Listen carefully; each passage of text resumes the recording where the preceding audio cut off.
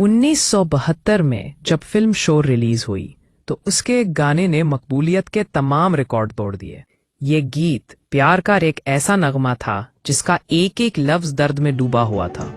एक प्यार का नगमा है, मौजों की रवानी है, जिंदगी और कुछ भी नहीं, तेरी मेरी कहानी है।